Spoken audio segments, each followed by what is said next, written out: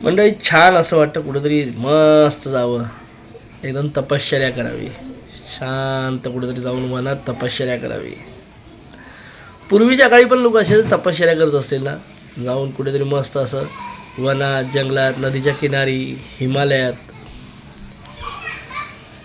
पण त्यावेळेचे साधू संत हिमालयात किंवा जंगलामध्ये जाऊन झोपड्या बांधून राहत होते. पण त्यावेळेला त्यांना त्या वृक्षांचा, त्या झाडांचा त्रास होत नव्हता.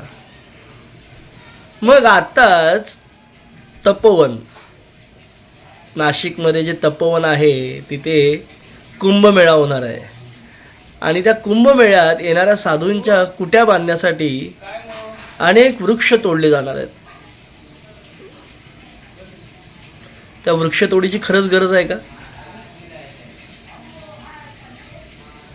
कुठले साधू असे म्हणतील की वृक्ष तोडावेत? मंडळी, संत तुकाराम सांगून गेलेत की वृक्षवल्ली आम्हा सोय रे वनचरे. मग वृक्षतोडीची गरज आता का भासते? यावर नाशिक जिल्ह्याचे मंत्री गिरीश महाजन म्हणतायत की आम्ही पुन्हा ती झाडं लावू. असं कुठे होतं का की 100-100, 200-200 वर्षापूर्वी लावलेली झाडं तोडून पुन्हा त्या जागी नवीन झाडं दुसरीकडे नवीन झाडं लावणं, त्याने ती निसर्गाची हानी भरून निघणार आहे का?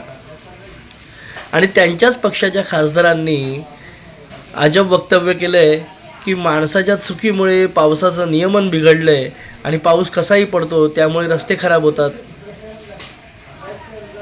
मग कुणी कुणाला दोष द्यायचा? या सर्व चळवळीमध्ये, मोहिमेमध्ये अभिनेते आणि कलाकार आणि सामान्य जनता देखील पुढे आलेली आहे. सयाजी शिंदेंनी तर इथवर म्हणलेलं आहे की तुम्ही एक झाड तोडून 100 झाडं लावणार असाल ना, तर आम्ही एक झाड तोडल्यावर 100 माणसं मरायला तयार आहोत. खरंच त्यांचं कौतुक. अशीच ही चळवळ पुढे जावी. साधू संत परंपरा आम्हाला महत्त्वाची आहे. कुंभमेळा आमच्यासाठी खूप महत्त्वाचा आहे. पण त्यासाठी होणारी वृक्षतोड कितपत योग्य आहे मंडळी, हे तुम्हीच सांगा. It's up to you. वृक्षवल्ली आम्हा सोय रे.